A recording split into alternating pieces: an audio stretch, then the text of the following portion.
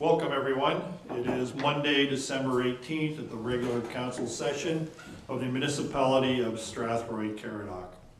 The Municipality of Strathroy-Caradoc acknowledges it is located on Treaty 21 territory. We are thankful to the generations of people who have taken care of this land, including the Chippewas of the Thames First Nation, the Munsee Delaware First Nation, and the United Nation of the Thames.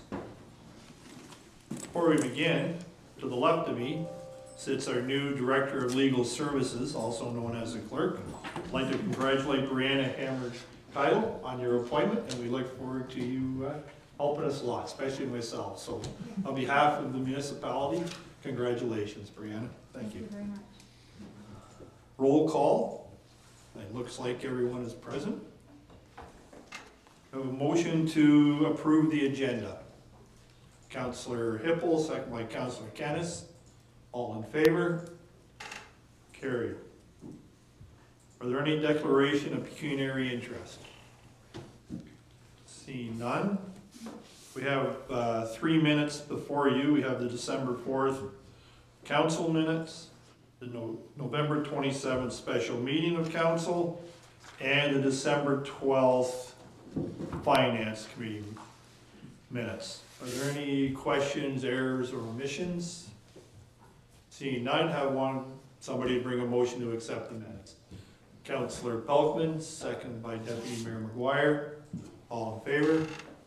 Carried. Thank you. This evening we have 3 notice of motions in front of you. 2 by Councillor Pammer, 1 by Councillor Derbyshire. Can ask each councillor to speak to their motion and to bring the motion. Councillor Pammer. No mics. No mics.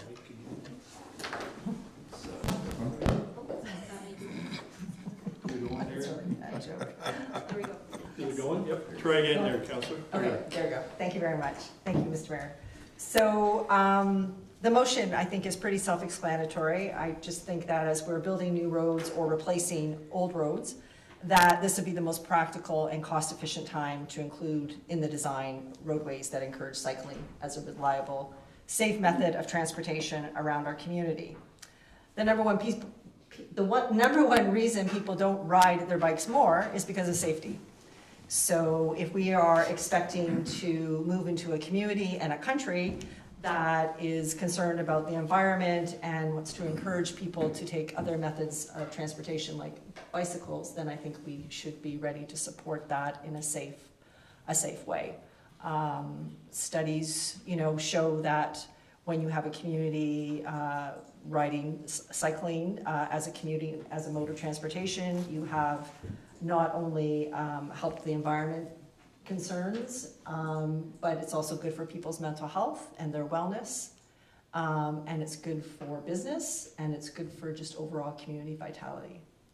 So my motion tonight is that staff provide us with a report from the planning and engineering departments regarding the impact on a bylaw requiring all new roads and remediated roads to include a bike lane with safety markers, and that the report include best practices and examples of the options taken by other municipalities with similar bylaws. So I believe I first that. You second it? Second by Councillor Hippel. Any questions or comments to Councillor Pelkman? Yes, thank you. I have no issue with the motion at all. The only thing that I would wondering if we could add, and it doesn't need to be changed in the motion, is if you're riding your bike somewhere, you need to be able to park your bike somewhere. Businesses are being built. What kind of bike parking infrastructure we could require them to have, so that if you did ride your bicycle, you've got someplace to park it when you get there.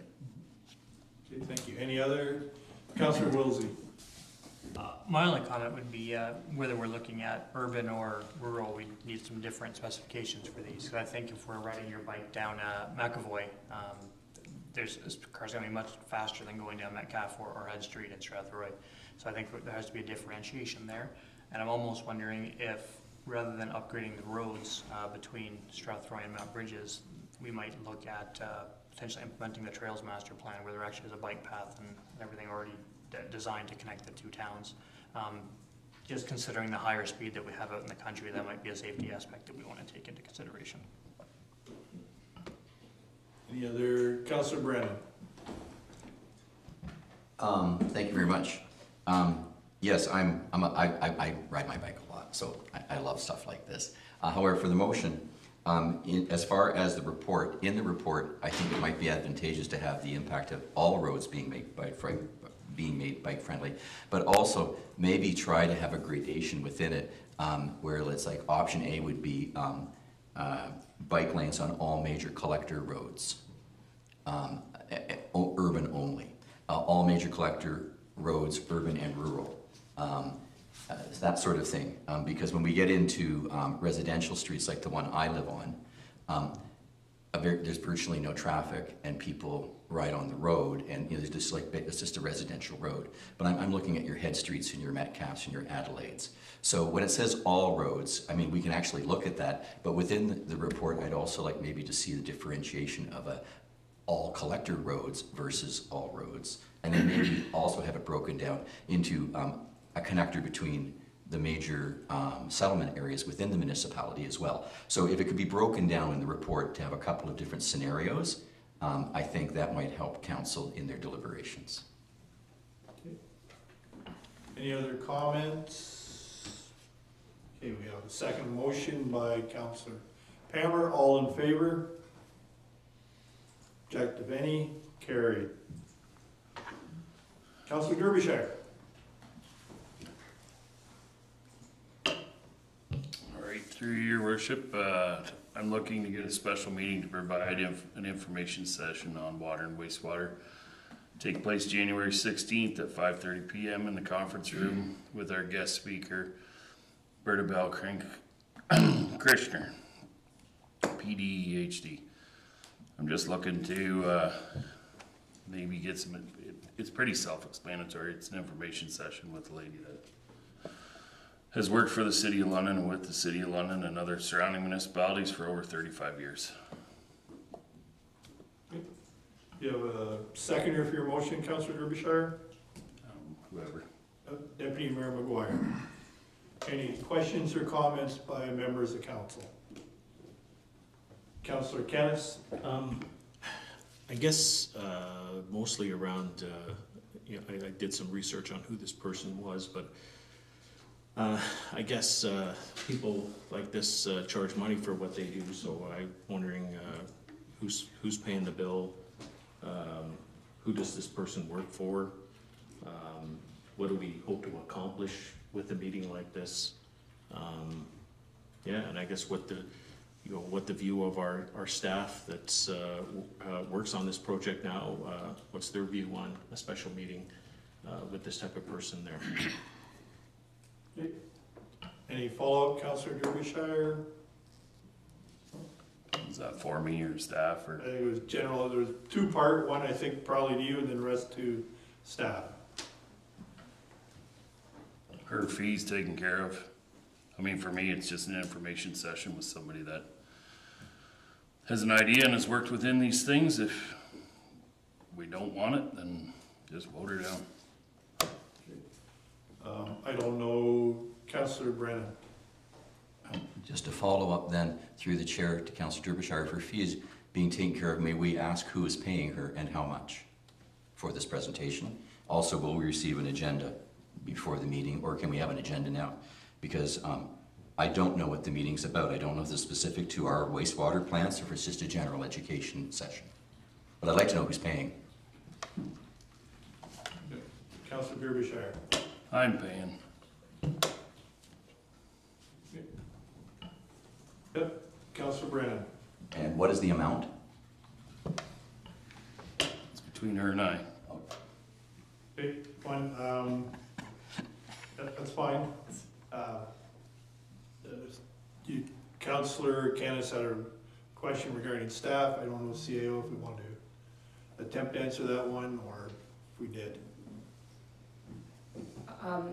Through the chair to council, I guess my question would be, again, is the content of this session? Like, is it to speak specifically to our water, wastewater treatment, or is it in general? Like, is it an education session? I guess that is sort of my question as well.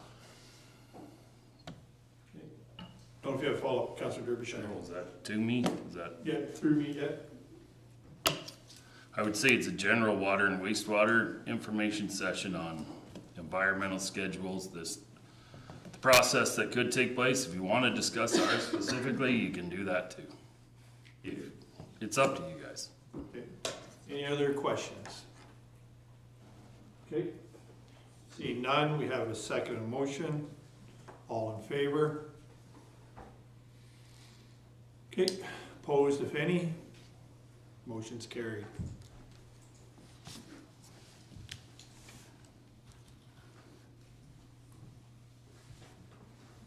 Councillor Palmer, your second motion. Okay, so I'm going to start by sharing the good news, because this is a good news story. The new affordable housing project on Adelaide Road is very close to completion, and we'll be starting to fill the building with residents in the next month.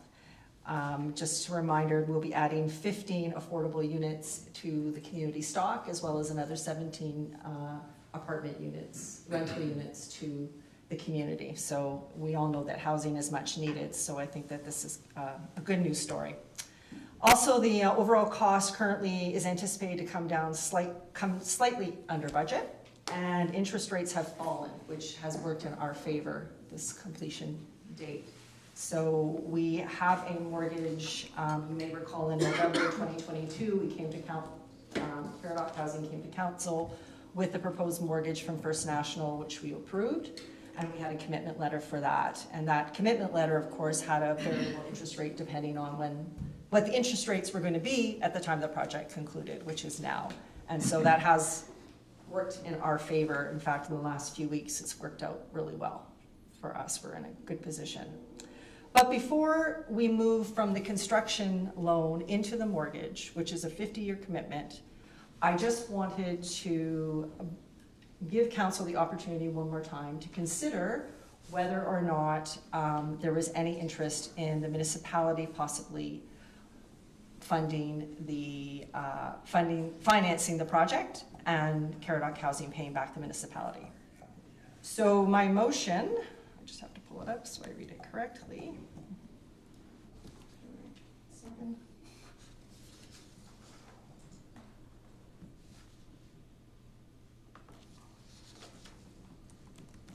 I left my mouse at home. I'm struggling. Do you have it up by any chance, Mike? I can just Your read off motion? yours. Yeah, I can just read off yours, sorry. Yep. Oh, I got it. Okay, sorry, I got it. Sorry. The motion is that staff provide council with a report with a comparative analysis, including financial implications of the municipality, providing a mortgage from reserves to Caradoc Housing Corporation for the Adelaide Road Housing Project in Mount Bridges, as opposed to the commercial mortgage. Okay. Seconder for your motion. Were you seconding, Councillor Wilsey? Councillor Wilsey, were there any questions? Councillor Wilsey. I would just like to ask if we could include a third option, because right now it's either the commercial mortgage or fully funded by the municipality. The municipality has already made a loan which is going to be repaid.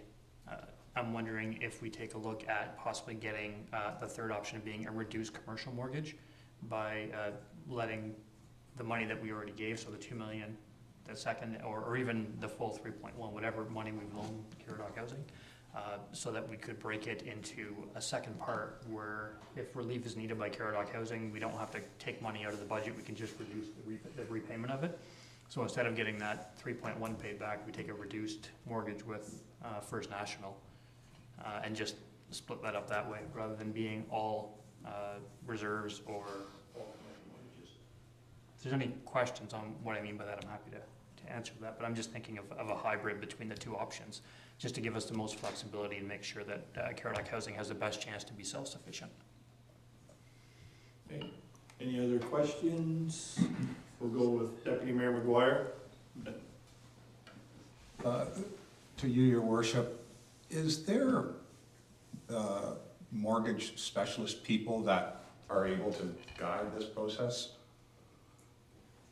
Yeah, I'll let the chair of CHC answer that question. Yeah, so we have engaged with Devonshire Consulting, and that is their role. So they were the ones who helped with the applications to CMHC, helped source the mortgage for Caradoc Housing. And so they are our consultants on the project. And right now, they are pleased.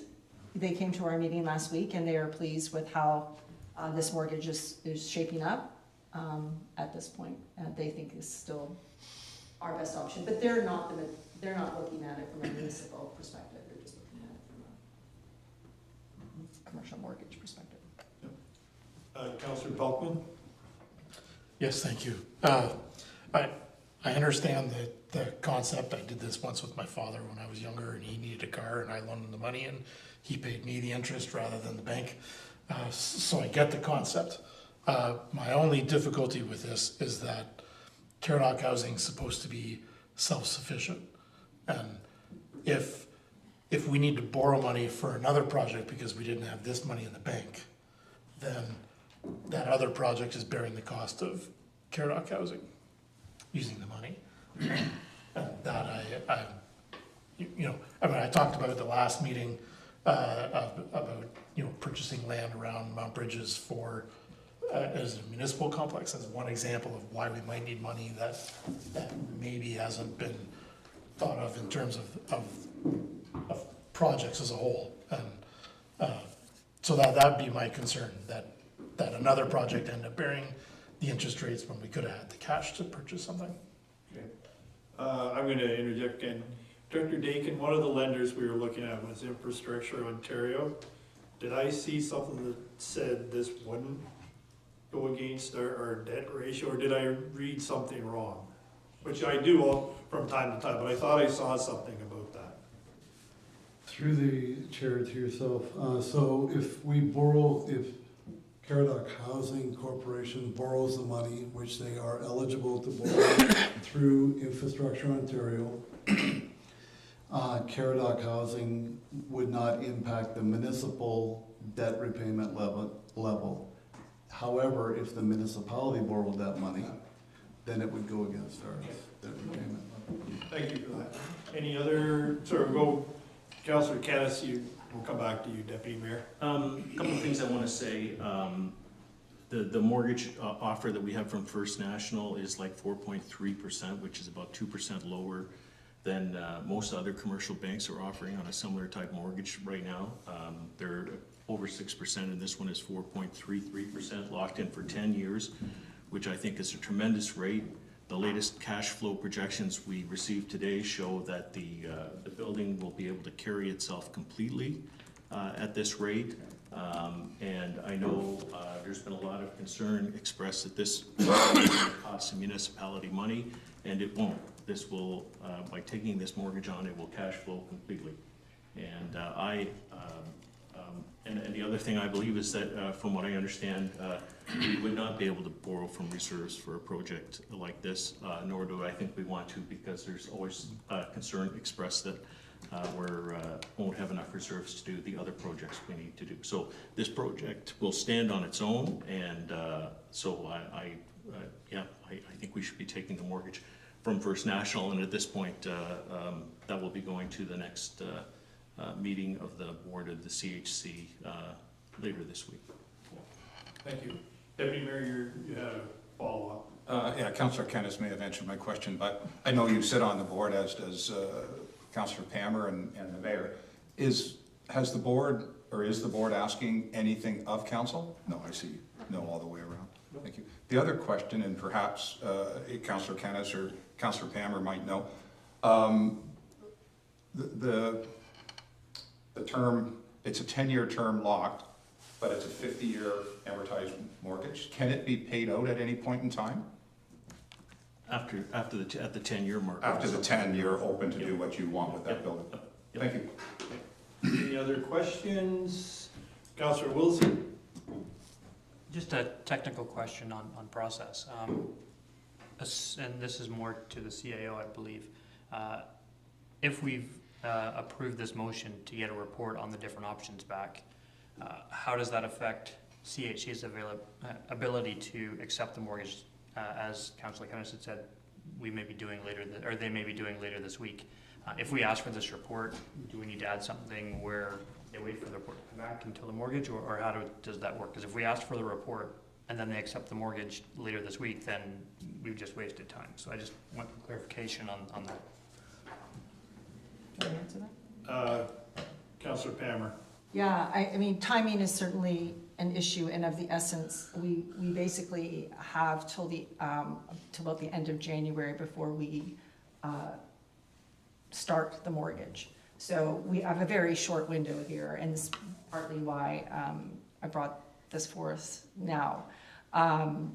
If council agreed and wanted to look at getting a report from staff as to whether this looked feasible and what might the implications be for the municipality, then I would just have to advise the board at the meeting this week that that was happening, and then the board would have to decide. If the board decided that they wanted to go ahead and sign the commitment and move forward with the mortgage, then I would just have to let staff know, I guess. But I don't know whether that's okay. From a process. Yeah, I guess the question then is, so we have till the end of January before you have to sign on the dotted line. Could staff turn around for the next meeting, just a synopsis of what, if we could do this?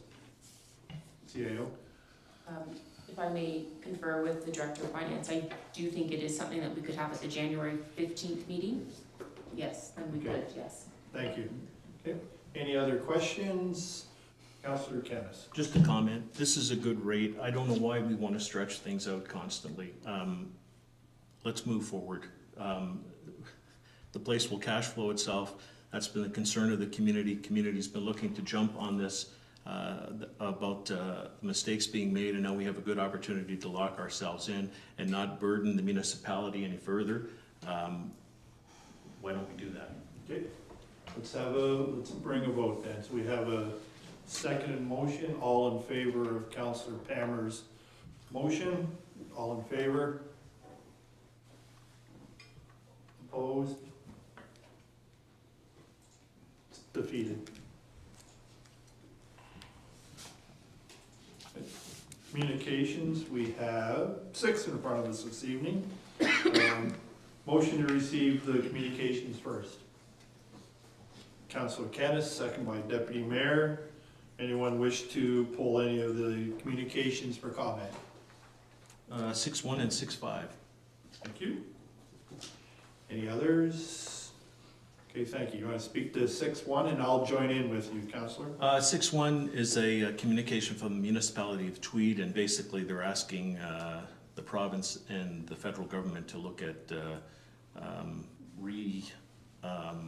establishing the infrastructure projects at the 1/3 financing, and while I'm not sure that will be acceptable to the province or the federal government, it sure would be helpful to municipalities like ours that are looking to do a number of larger infrastructure projects. If I just going to follow up, if you don't mind, I just want to comment on that. I agree. When the latest economic statement came out from the federal government, I had wanted to post thank you, but what about municipalities? But FCM, the Federation of Canadian Municipalities, beat me to the punch. They said more or less the same thing. Thanks for the money for housing and for the developers, but what about the municipality? So I certainly echo those sentiments. Councillor Pelkman? I wanted to speak to 6.2. Sorry. I apologize. I apologize. So based on that, I wonder if council would entertain bring a motion of support to this, and that we ask that our motion of support be circulated to all local MPP and MPs. I want to bring that motion. Would anyone second that? Councillor Kenneth. All in favor of that motion? Thank you. My apologies. Councillor 6.2. Yes, thank you. So for the public, the issue here is that if the municipality entered into a contract with the contractors, such as we did for Drury Lane or Queen Street, and something happens from the Occupational Health and Safety Act, currently, the municipality can be held liable, but we may not have any employees there monitoring, and probably wouldn't, because the expectation is the contractor is the employer of the people that are working on the site, and therefore should bear all the responsibilities of an employer without having the municipality also bear that responsibility. So this is one of those items that, you know, would never hit the newspaper, but could cost the municipality lots of money. So I think that we should support this motion from the city of Sudbury.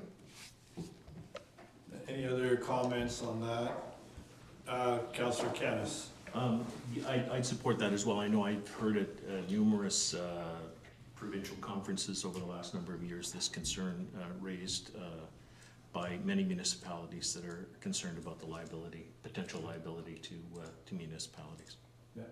And just to echo you, I agree, and people may not know this went to the Supreme Court, and I think it was a 4-4 vote, so there's still a possibility that it could go back, and I know that Director Lilborn is familiar with it, so Rob, if you want to correct me, I'm pretty well right on that, right? It was a 4-4 vote at the Supreme Court?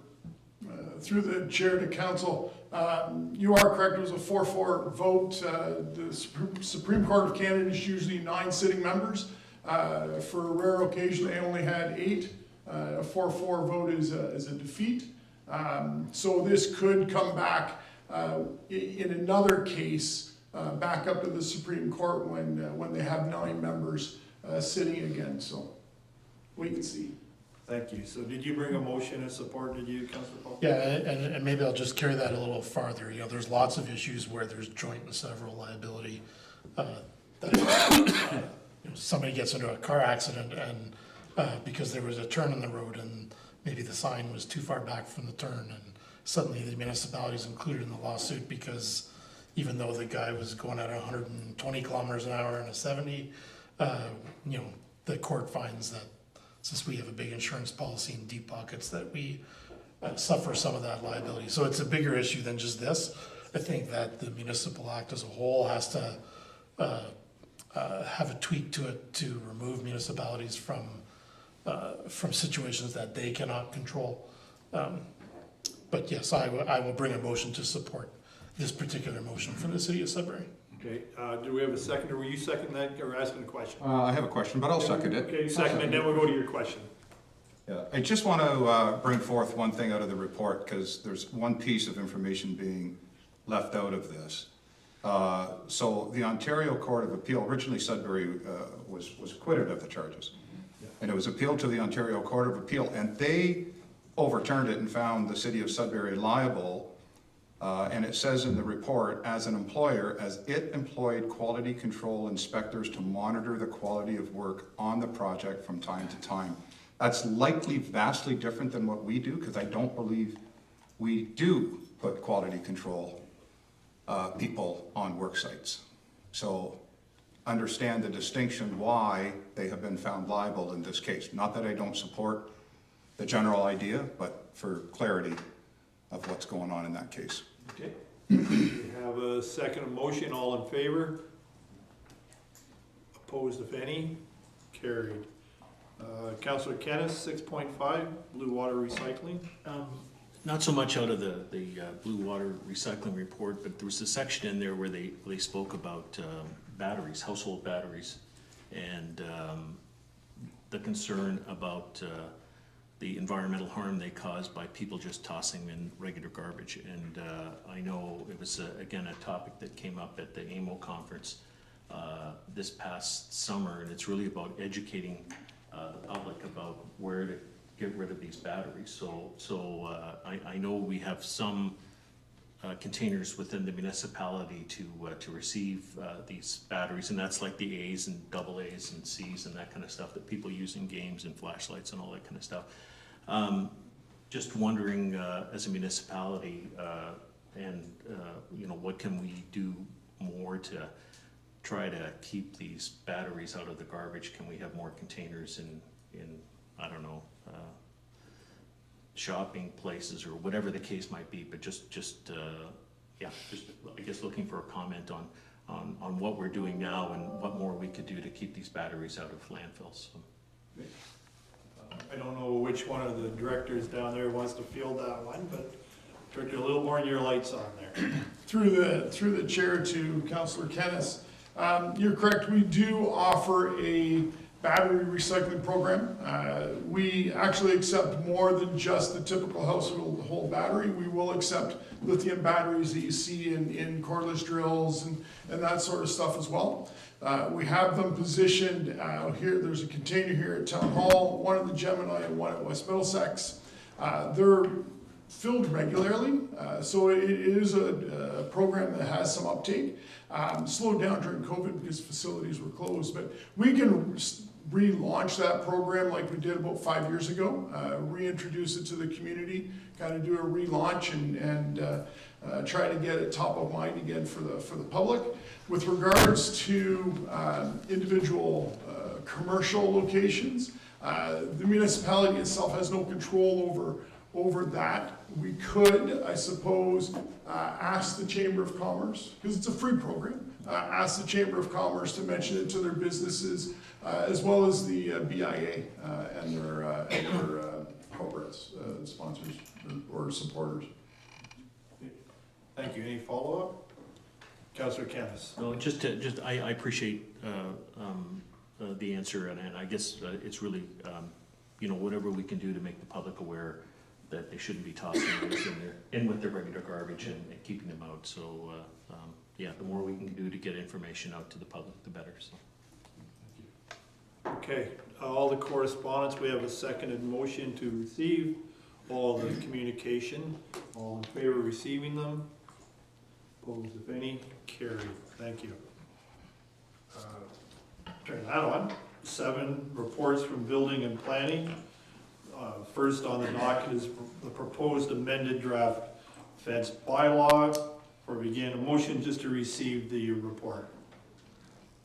Councillor Hippel, second by Councillor Brennan. All in favor of receiving the report? Director Huff, you wish to speak to the report first? Thank you, Worship. This is a further amended version of a fence bylaw completed in response to a number of the comments that were received at council last time. So this report merely summarizes the changes that have been made in response to those council comments. And I'll leave it there. Happy to answer any questions that council may have. Thank you. Any questions for Director Huff? Councillor Kennis. Perhaps the director could comment on, one of the comments in the report was regarding agricultural fencing and livestock fencing, and that it would appear that there is no requirement for a livestock farmer to have fencing to control their animals. And so I find that a bit of a concern, and I think any farmer should find that a concern, that if their neighbor has livestock, not that I think any farmer in the right mind would put their animals out without a fence, but if we don't have anything to make sure that there is fencing, I think that's a bit of a concern. Not a bit of concern, I think a big concern, actually. So. Do you have a follow-up to that, Director Huff? Thank you, Chair. I think the council member noted similar concerns that I've noted in my report. Thank you. Thank you. Any other questions? Councillor Wilsey. Just a couple as we're getting down to it. There's a typo at the beginning of the report, but I'm sure that'll be caught later.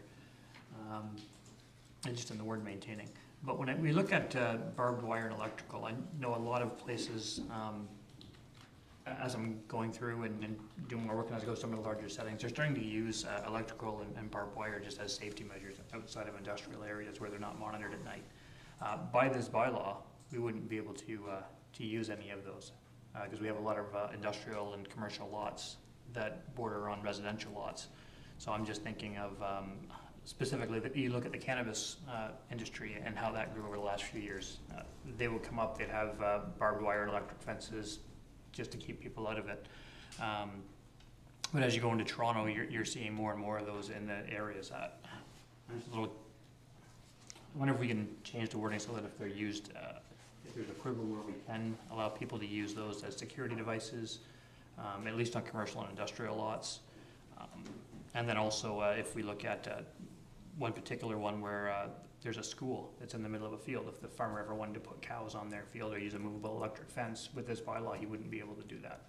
So there's a few different things there that that kind of come into it. So I think we need to have those addressed before we can finalize this.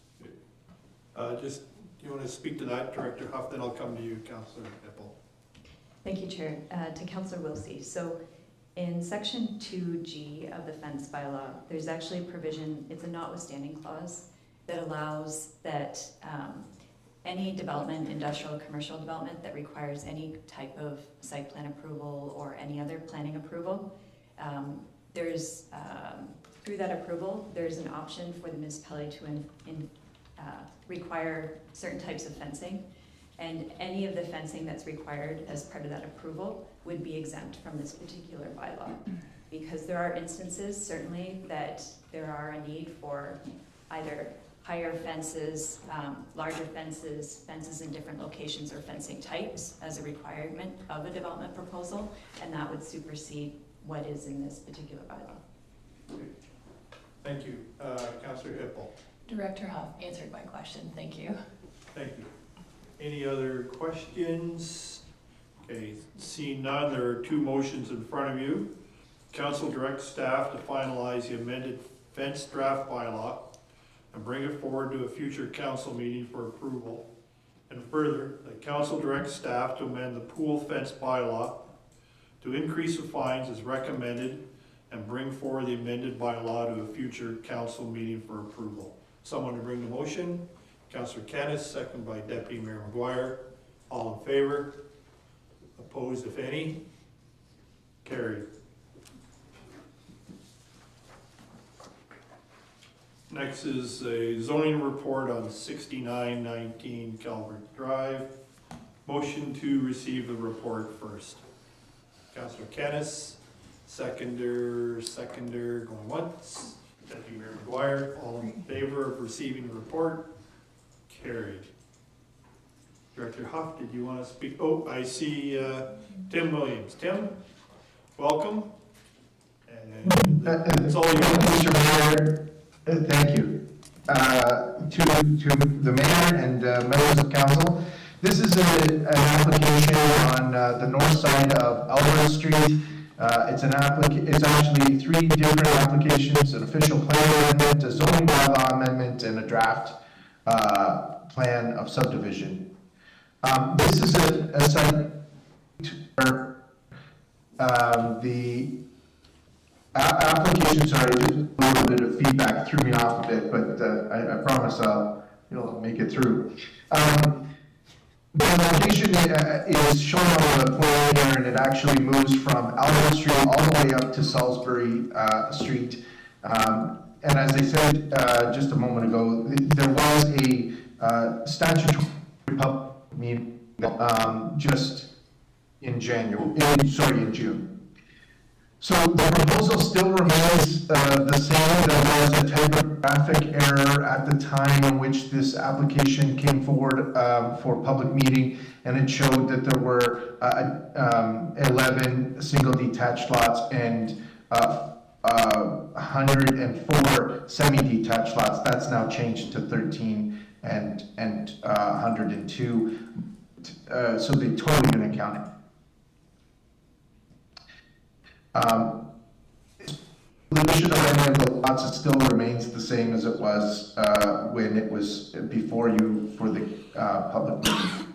So, as I noted, there was a public meeting on June 19th. There were staff comments. Those are found in the staff report. So is the commentary associated with the open house.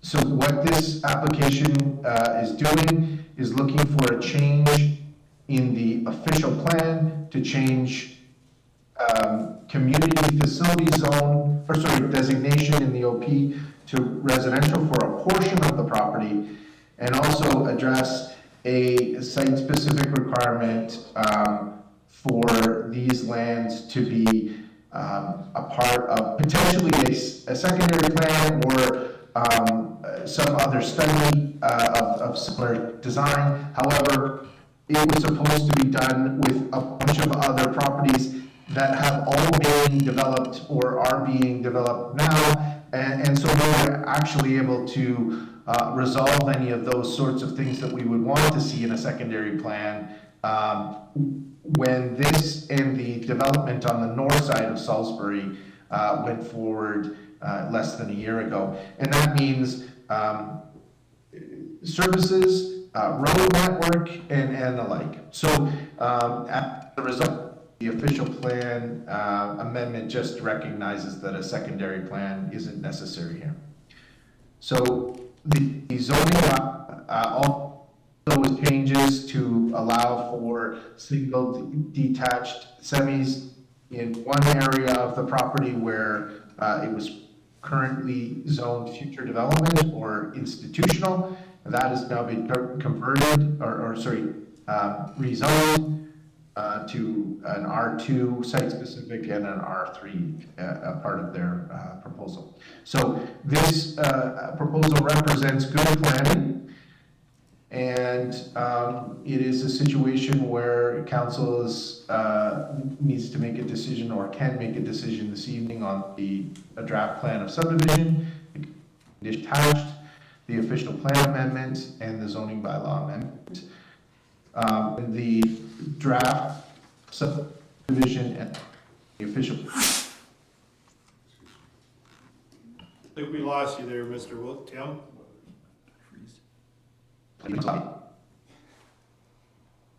You still hear me now? We do. Oh, okay. I was going to say a 20-year period for the amendments. Thank you. Any questions or comments by members of council? Okay, Councillor Canis. This is a great diverse project for our municipality, and I look forward to seeing it developed over the years. I think it adds so much variety to what's available in the community. Any, Councillor Pelkman? Yes, thank you. I just want to echo Councillor Canis's comments that you can't underestimate the fact of the townhouse condominium process, because when it's a condominium complex, a lot of that ancillary stuff that you need to have when you own a home isn't required. You don't need to buy a lawnmower, you don't need to buy a lot of stuff.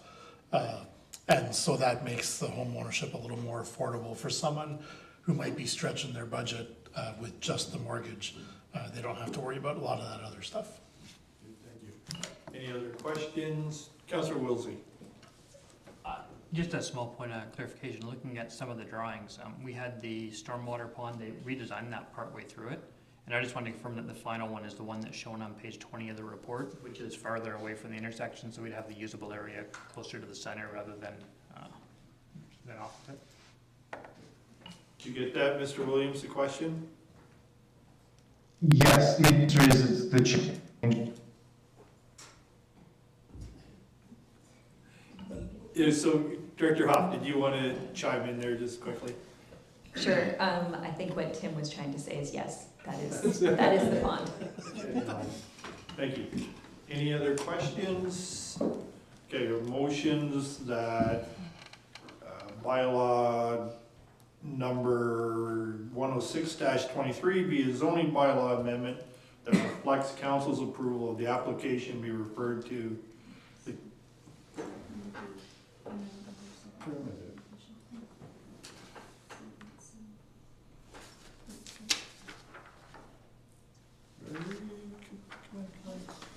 there we are. It's the whole thing. Yes. I can read all that? I will read all that. Okay, get ready. That amendment number 17 to the official plan of the Municipality of Strathroy-Caradoc, application OPA 1-2023, which would redesignate the lands formerly part of the lands municipally known as 599 Albert Street, Strathroy Community Facility to residential, and remove the requirement for a secondary plan be adopted and forwarded to the County of Middlesex for consideration and approval, and further, that the rezoning application ZBA 3-2023, which rezone the lands formerly part of the lands municipally known as 599 Albert Street, Strathroy, from future development in high-density residential zone to site-specific high-density residential zones, open space zone, and site-specific medium-density residential be approved, and further, that bylaw number 104-23 and bylaw number 105-23 be referred to the consideration of bylaws section of the agenda for approval. Someone to carry that. Councillor Pelkman, second by Deputy Mayor McGuire. All in favor? Carried. In the future, I'm just going to say the three motions in front of you. Right there, right? Okay. Next is 7.1.3, additional consultation sessions for comprehensive review project, potential settlement boundary expansion. Director Huff, did you want to speak to that first before we receive the report? Sure, thank you, Chair. So this report simply is staff's response to Council's suggestion that we develop some additional consultation programs with the settlement boundary expansion project. So we have quickly adapted and we have booked 2 new sessions, in-person sessions, one in Mount Bridges, and that is at the Mount Bridges Caradoc Community Center on January 8th between 6 and 8 p.m. And as well in Strathroy, we have one booked for January 11th in the Gemini in the Westcast Room, and that's also from 6 p.m. to 8 p.m. So I will note that it did require that our consultant provide us with an estimate on the cost. I'm happy to say that my zoning update project did come in under budget, so I will use some of that money towards covering the cost of this consultation program, as well as we were able to benefit from some purchased ad space already by the clerk's office. So with that, happy to answer any questions that council may have, but looking forward to the in-person sessions. I think they are going to be valuable to this project, so I thank council for that suggestion. Thank you. Councillor Hippel. Yes, just a comment through yourself to Director Huff. Very thrilled with this. I've heard a lot of feedback already on that this is a really positive thing. And for someone that was attending the meeting that we just had on Zoom, and I got kicked out 4 times, and I kept trying to get back in. So in person is really important now that we're able to do that. So I appreciate that you did that for us. Thank you. Any other questions? Seeing none, you have a motion in front of you that report BBP 2023-147 on the additional consultation sessions for the comprehensive review project be received for information by council. Councillor Hippel, second by Councillor Brennan. All in favor? Opposed, if any? Carried. Thank you. 7.14.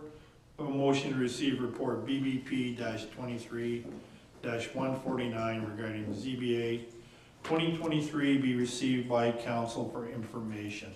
Someone bring the motion. Councillor Wilsey, second by Councillor Pammer. All in favor? You're up again, Tim, if you wish to speak to the report first. I am thinking that I may be able to hear better, but if not, please let me know. This one is very simple. Last meeting, you had this item come forward as a zoning bylaw amendment application. Now the law is on this list of bills. Okay, That's it. that's it. It's a housekeeping measure, correct? So the motion is that bylaw number 106-23, being a zoning bylaw amendment that reflects council's approval of the application, be referred to the consideration of bylaws section of the agenda for approval. Someone to bring the motion. Councillor Brennan, second by Councillor Wilsey. All in favor? Opposed, if any? Carried. Next matter is the assumption of the South Creek Phase 3 and 4 Mount Bridges. Have a motion to receive the report first. Councillor Wilsey, second by Councillor Hippel. All in favor? Director Huff, did you want to speak to the report first? Thank you, Chair. So this report is provided to Council for the consideration of the assumption of the final phases of the South Creek plan of subdivision in Mount Bridges. I will clarify that I did describe this as phase 3 and 4. In fact, it's 4 and 5. So the assumption bylaw that's on Council's agenda tonight does correctly legally describe it. However, just for the way that staff is reviewing it, we consider it phase 4 and 5, not 3 and 4. Staff have been working with the applicant with the subdivider for quite some time, actually, to prepare the site and readying it for assumption. So we've actually had warranty on the infrastructure for over a year now, so to make sure that it has met the appropriate tests and withstand a year of time before we actually assume the subdivision. So the next step is that those assets in the road, the parks, the storm pond do become ours, and we will be looking after them going forward. Happy to answer any questions that staff or that council has. Thank you. Yep, Councillor Wilsey. I just wanted to reach out that I've had a few residents reach out to me about encroachment issues and the conservation area that backed onto some of these houses. And in speaking with Director Huff, she's worked with the developer, had everything staked out, and those issues have all been dealt with as far as we're aware. So I think as of now, all the resident concerns I've had seem to be taken care of. We like good news. Any other questions or comments? Okay. Seeing none, the motion in front of you is a bylaw number 103-23, authorizing the assumption of phase 4 and 5 of the South Creek subdivision in Mount Bridges be forwarded to council for consideration of adoption. So I'm going to bring the motion. Councillor Hippel, second by Councillor Kennis. All in favor? Opposed, if any? Carried. Community services, the first one is West Middlesex Memorial Center for portable toilets. Before we receive the report, Director Lilborn, do you want to speak to the report? Thank you, Your Worship. Through the chair to council. So back a little while ago, I believe it was the October 16th meeting, council requested a report with regards to portable toilets and a complaint that was received about the condition of the portable toilets at the Doug Welch Ball Diamond. So council asked staff to come back with a report just identifying what took place and how we can mitigate the same results for next year. The report's in front of you identifying that. The additional amenities for special events are borne by the user. That was again confirmed in a user group meeting just a couple weeks after the council meeting.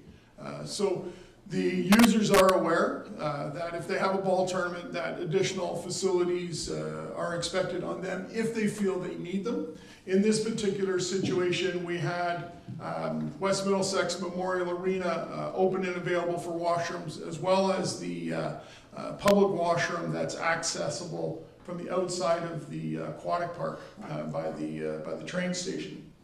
What staff will endeavor to do is to try to communicate clearer to the users of the Doug Welch facility that we have other amenities available. So if they feel they need additional portable toilets, then they can order them, or they can ask their users to walk across the field to the amenities. Staff are aware that we do have increased traffic up at the Fairgrounds Recreation Complex due to the new skate park, the beach volleyball courts, the Sleepy Hollow Railroad, as well as the Von McPherson Memorial Basketball Court and the tennis courts and pickleball courts. It's a very busy location.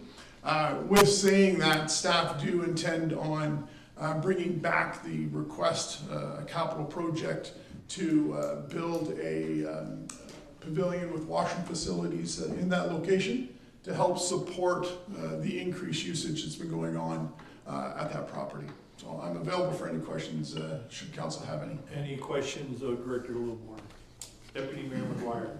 Not a question, Your Worship, but a comment. I think that's a great report, and I appreciate it very much from Director Littlemore. Satisfies all of my questions, and I'm sure it would satisfy the people that brought it forth to me. Thank you. Any other questions? Seeing none, have a motion that council receive report CS 2023-30 West Middlesex Memorial Center, portable toilets for information. Motion to accept, Deputy Mayor McGuire, second by Councillor Pelkman. All in favor? Opposed, if any? Carried. Next in front of us is an update, renewal of the joint use agreement with Thames Valley District School Board and CS-2023-36. Motion to receive the report. Councillor Brennan, second by Councillor Kennis. All in favor? Opposed, if any? Carried. Director Littlemore, do you want to speak to the report first? Thank you, Your Worship. Through the chair to council members, the report in front of you, along with the agreement, is really just, there's no substantive changes to the document. A lot of housekeeping, removal of items that haven't been used, such as smoking. A designated smoking area on school and municipal properties is actually against the Smoke-Free Ontario Act, so that's been removed. There was one clause that since the inception of the agreement, which I believe was in 2001, has never been acted upon. And that clause was revolved around if the municipality used more facility space than the school had the ability to charge back to the municipality a fee. So whoever used the more facility space, could be a charge applied to that organization. So if the school board used more time than the municipality did, we had an option to charge back. We've never used that clause for the length of this agreement, so it was agreed upon by both parties to remove that clause. The school board uses a considerable amount of ice time.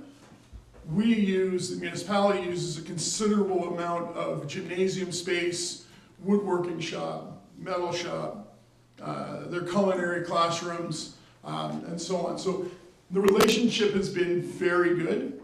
It's allowed us to grow our recreation programs. I would say 10 years ago when I started, the relationship wasn't equal. Today, I would say the relationship is very equal. It's allowed both organizations to provide a more diverse program. We've worked with the school board to bring in an actual educational component into the Gemini, where they use the Hockey Canada Leadership Program, and they actually have hockey school. So they do leadership training and so on. It's allowed us to expand our recreation suite of offerings to a broader section of the community. So I am available for any questions, should council have any. Any questions? Councillor Hippel. Just a comment, knowing since this started, since the programming and since the, I guess the joint work between the two has been going on, I've been hearing fantastic things. Obviously, hockey is just one of the many things that transpire between, the relationship between the municipality and the school boards. And I think it's fantastic. I think that's one of the things that we should be doing. We should have good relationships with the school boards. It's key, especially in municipalities like ours. So I think this is great. Any other, Councillor Brennan? Thank you. Having worked up at the shared facility for a few years and also being on council for a few years, I love the fact that this is the third time now we're going to have a 10-year agreement. And it just shows the creativity and the cooperation between the two school boards and the municipality. And I think it also is a great model for the kind of creative thinking we can use when trying to provide recreation facilities for our communities. So it's just a really, it's a good news story. And I have to applaud our municipal staff for increasing the portfolio of offerings from the municipality as a way of better employing our side of the use equation, because I think that was a creative way of solving any imbalances that might have existed at the beginning. But like anything else, it took time and it's kind of grown organically. And I think a lot of people have put a lot of work into this over the years to make it work, so I just think bravo. Any other comments? I have one, and Councilor Brennan, your word about creativity lets me segue into what I want to talk about. And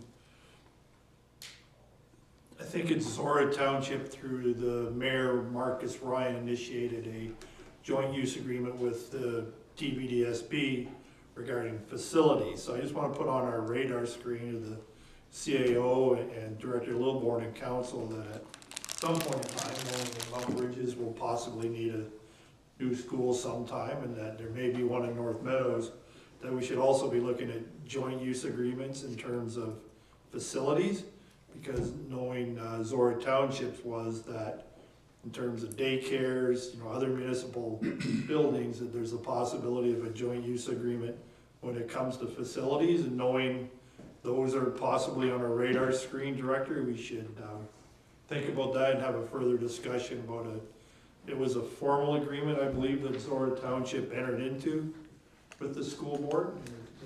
Again, we're all looking at creative solutions, and we're looking at ways of trying to leverage all our dollars. So at some point in time, Director, you and I will have a discussion about that. Any other questions?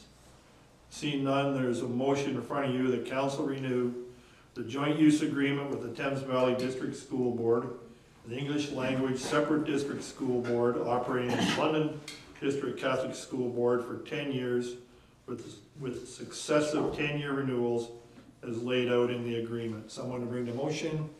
Councilor Brannan, second by Councilor Hippel. All in favor? Opposed, if any? Carried. Excuse me. Next is sanitary private drain connection. Motion to receive the report first. Someone to receive the report. Councilor Brannan, second by Councilor Canis. Director Strauss, did you want to speak to the report? Yes, thank you. Through you, the chair, to council. So council requested this report back at the previous meetings anyways, and the report was to reach out to municipalities within the 150 kilometer radius. So we reached out to 70 different municipalities within that radius. We actually only received feedback from 15. Out of that, the majority of the feedback was actually municipalities just charging the cost based on the actual cost of construction.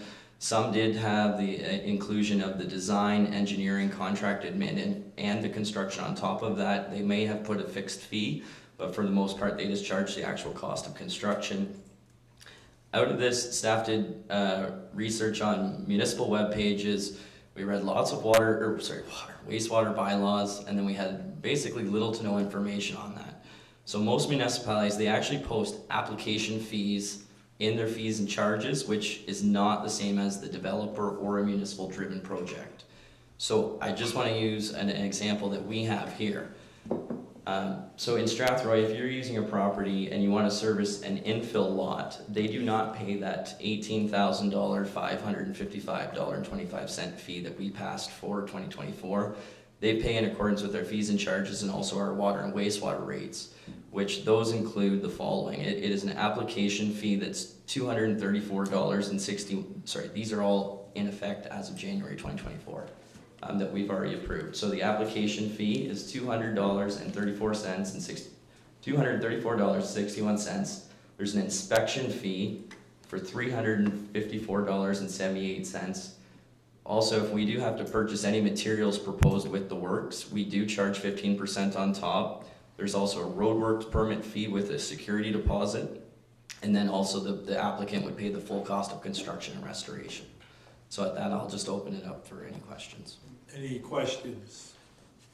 Councilor Derbyshire. I do thank you for the report. Sorry, thanks. I do thank you for the report that was given. I guess even in what you kind of found, it's hard to determine what this cost should be.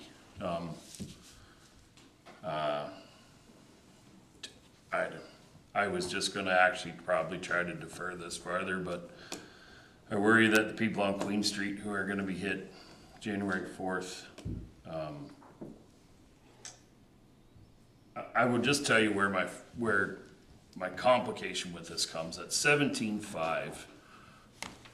People are paying for the road, the structure, the engineering and all this, when really and truly all they are actually getting out of this that is new is a new pipe down their road. Their road is already there, their sidewalks are already there, their curbs are already there. The number, like, I just can't wrap my head around that number. I've looked at out of our DC charges, where water and wastewater, the percentage taken out of there is 13,600 and something for Mount Bridges. So essentially, we're gonna charge $4,000 more than what we would take out of a new DC charge for someone to connect to a piece of pipe down a road that they didn't need and a sidewalk they didn't ask for. You know, and I know we call it a private drain connection, and I realize that's not probably the correct term. We're talking about the pipe and the stub, because private drain connection is described as from the main line to the house, which does clearly state in most things that they're responsible for that. What I kind of looked at out of this, and this is just me throwing it out here, this is probably why I would ask for it to be deferred, so that we could have a little more discussion about this, is if 13.8 is what we charge on DC charges, if we took the water out of that at a quarter, you know, we're somewhere around $7,000. $8,000 for would be what the sewer kind of portion of that might be. I would be okay with that.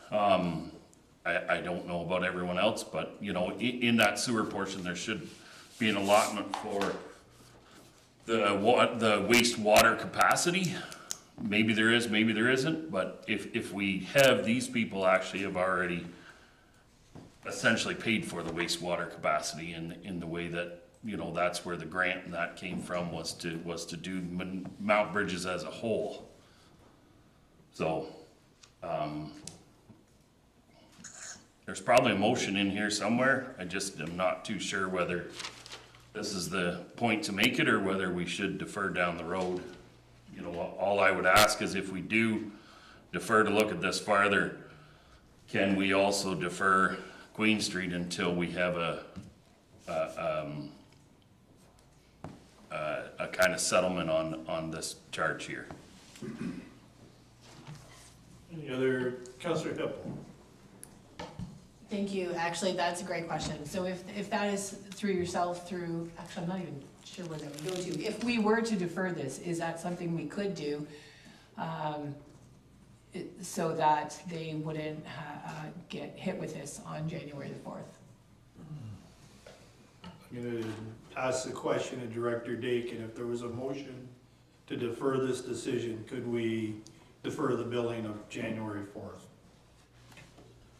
Through the chair to Councillor Hippel, so it is council's decision, so whatever council decides, then we would just have to get those letters out.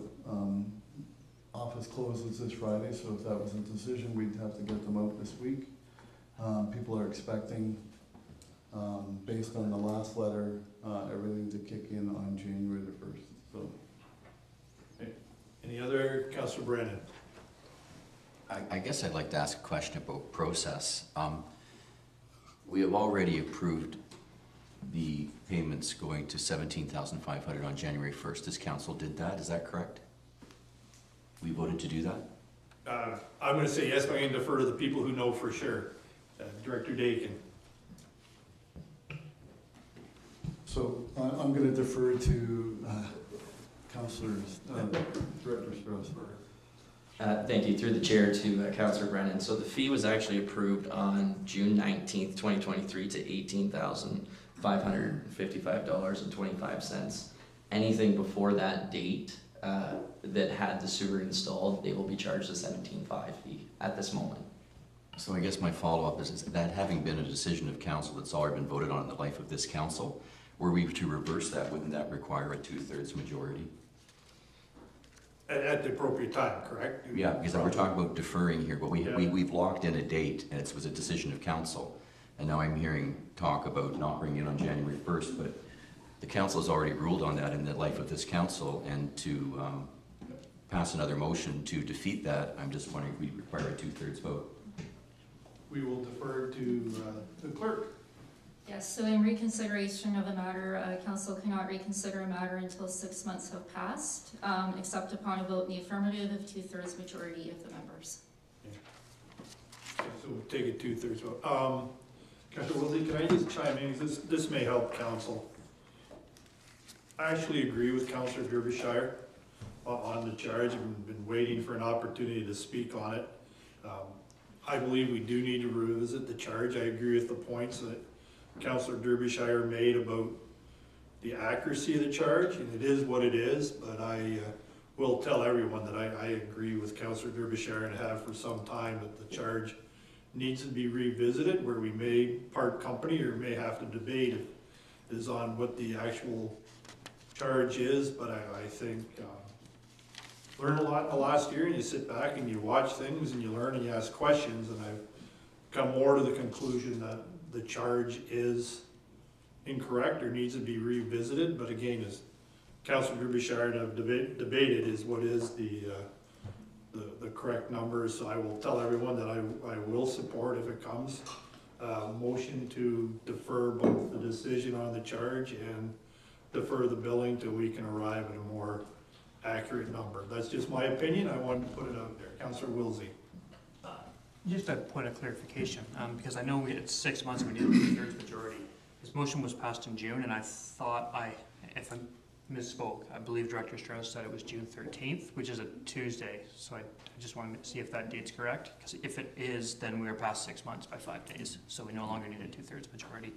And the second point, if we are going to defer it, my suggestion on timeline would be to after we complete the water and wastewater study, which should be coming up hopefully this spring. But we could get an updated date from staff on that as to a proposed deferral time.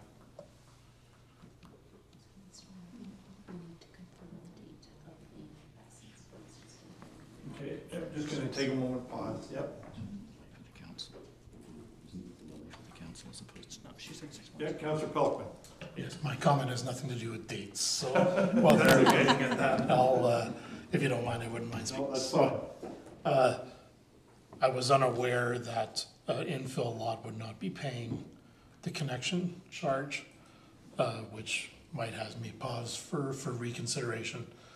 I just wanted to point out that in the 3 letters, there's a lot of really infactual information in those 3 letters, so if the public's reading them, there's a lot in there that's not true. When council had the discussion about standardizing the connection fee, the situation that you have in Mount Bridges is, well, on the Strathroy side of Mount Bridges, the sand is relatively consistent, and you could probably get a connection in there for cheaper than $17.5 when you go out to Park House on the Delaware side of Mount Bridges. You've got a lot of quicksand, and those people might be looking in the 20,000 range. And the reason that I voted for the consistent charge is that I felt that people needed that consistency to say, when I hook up, this is how much it's gonna cost me, not, well, the person across town got it for this, and I know them, and they told me, oh yeah, it's only $8,000, blah, blah, blah. And then to find out it's gonna cost me 20 on the other side if you're paying the actual construction costs. Today I spent a lot of time looking up as many municipalities as I could on that list, and the vast majority of them I found they have an inspection fee, and you're paying the cost of construction. And here, there's plus and minuses to both, right? So the plus here is that we're looking after the contractor. You're not having to hire the contractor yourself. You're going to make sure that the road is repaired. Otherwise, you're finding somebody on your own to do it. And I've never hired somebody like that. I'd be a little daunted by that, whereas Councillor Derbyshire probably a lot more familiar with construction issues than I am, and might not be. But I'm perfectly okay with revisiting it and delaying the charges for the few individuals that are currently looking at them while we have a rediscussion. The only thing is that at the end of the day, the system's got to pay for itself, and so we can't make a decision that the system doesn't pay for itself. There's going to be some kind of fee for someone somewhere. I do happen to like the concept of what Thames Center has with the plant capacity charge. That I think is maybe something that we can work with, but yeah, those are my thoughts. I'm perfectly okay with delaying it and delaying it for the people that are affected. Yeah, we'll go, Councillor Derbyshire, his hand was up. Nope, Deputy Mayor then, thanks.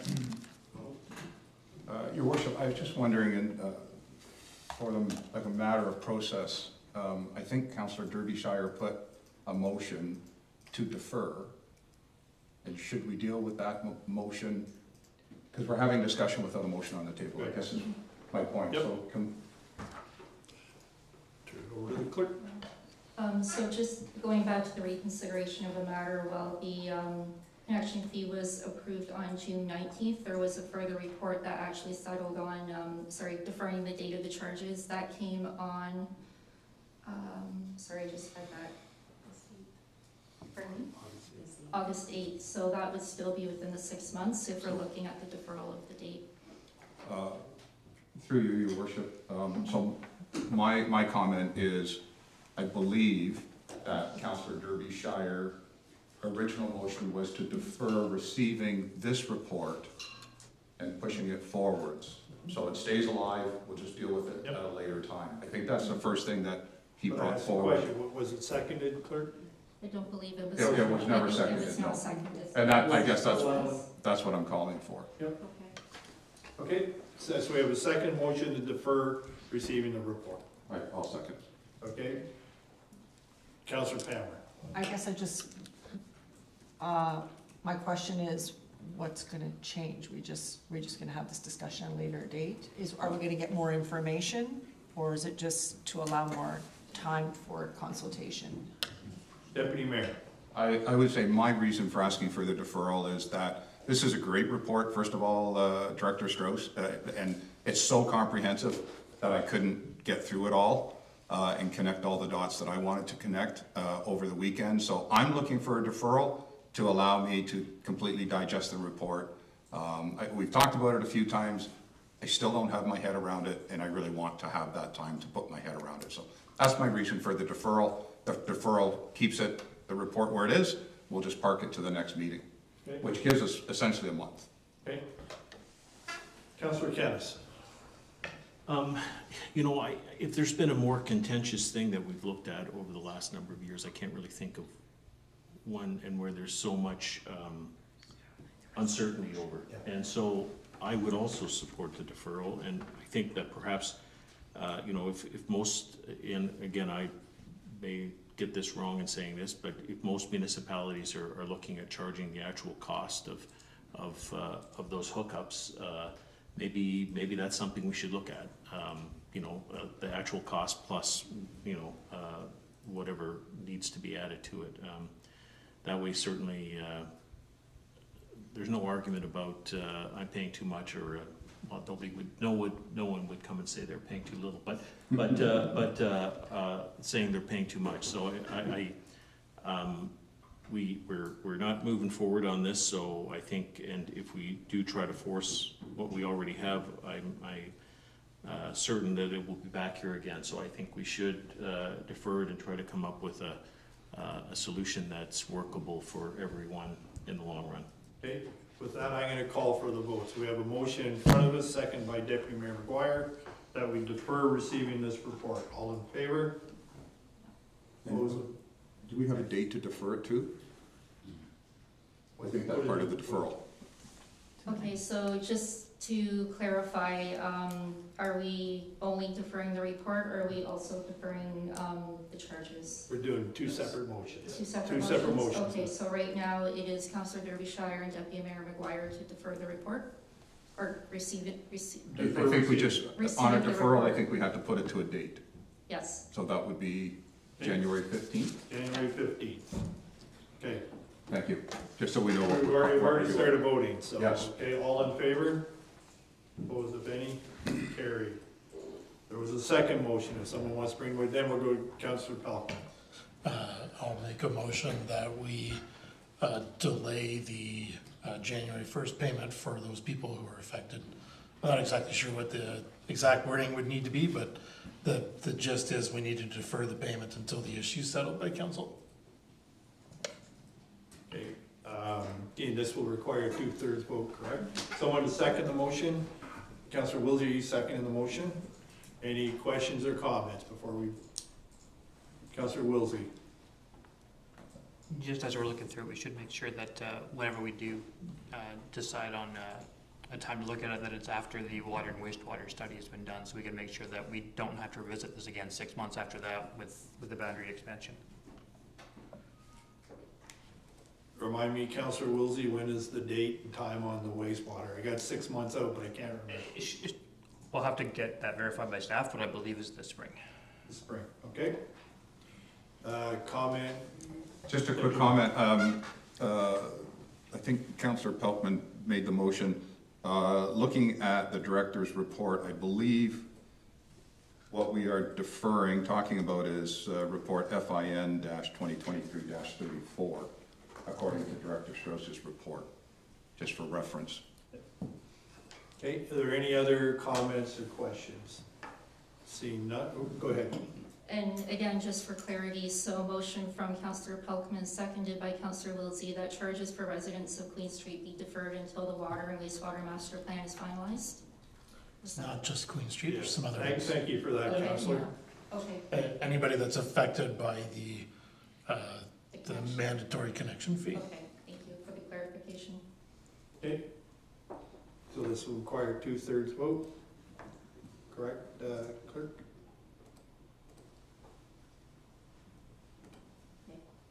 Correct, because the original deferral date of January 1st was issued on August 8th, which is still within the 6-month time period. Okay, all in favor of the motion?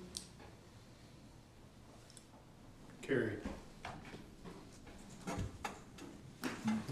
Next is report on the train whistle cessation feasibility. Motion to receive the report. Councillor Derbyshire, I almost called you Deputy Mayor. Deputy Mayor McGuire. Director Strauss, did you want to speak to the report? Thank you, through the chair to council. This is really just a report on the current process for train whistle cessation for CN Rail. I've had many discussions with the staff at CN. They've reviewed the report. Just one of the things that we discussed at a previous meeting was about the existing train whistle cessation in place. CN really, their goal is not to actually look at the current cessation and eliminate it. So if there ever was an issue that came about, we do have most of the safety requirements in place, but they would want that engineer's report to look at the gradation at the crossing, sightline issues, any line markings, bush clearing, similar things like that. But all of our crossings do actually have the bells, whistles, and the wigwags at lights, bells, and wigwags at the crossing currently.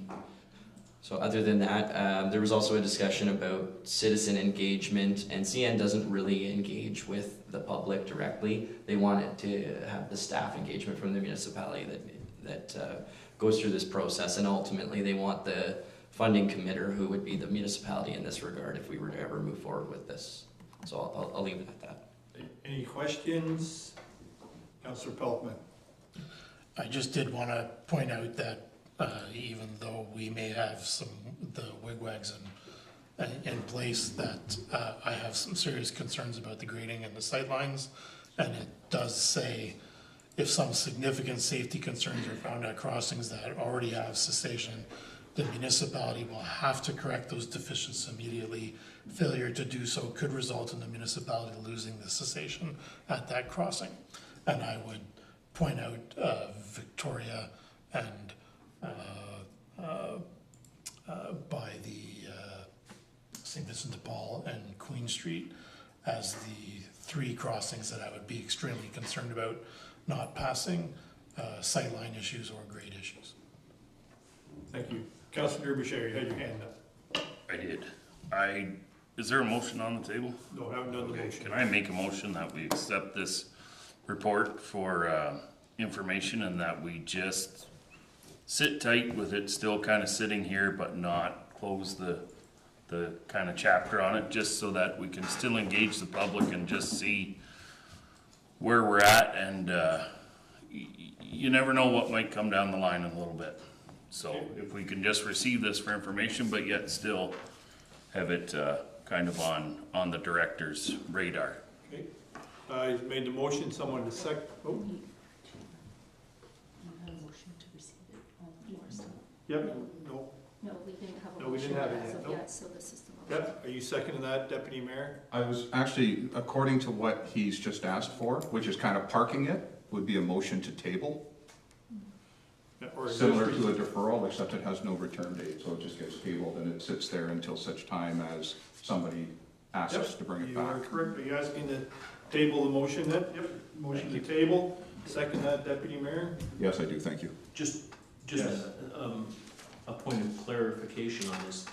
The table means, I think, just to set it aside, I think we're still receiving the report and the information as information that we could use in the future if we wanted to use, like, table to me just means we tossed it to the side, so, but I'm happy to be corrected on that one. Yep. Well, Deputy Mayor. May I just read from the, I just have to pull it up, so I'll read to you.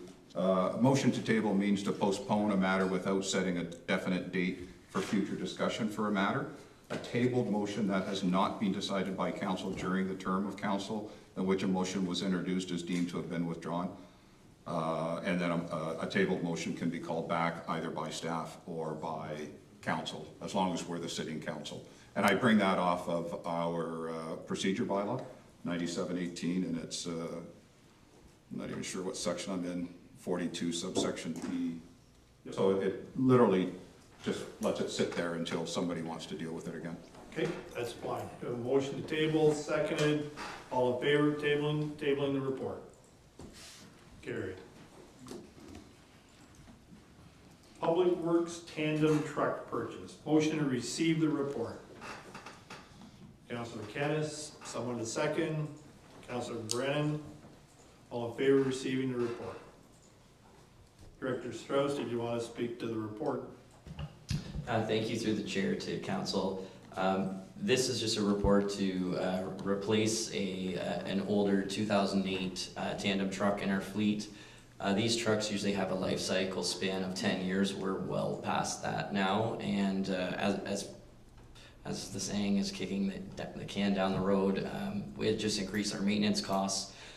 This is within section 16 of our purchasing bylaw. We are able to do a sourcewell purchasing through cooperative purchasing program. This really saves staff a lot of time.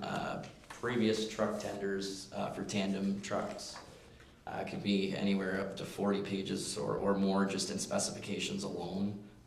So this really, and the pricing I have compared to other municipalities alike, and we are definitely competitive with this price. So I'll open it up for questions. Any questions of Director Strauss? Councilor Wilsey.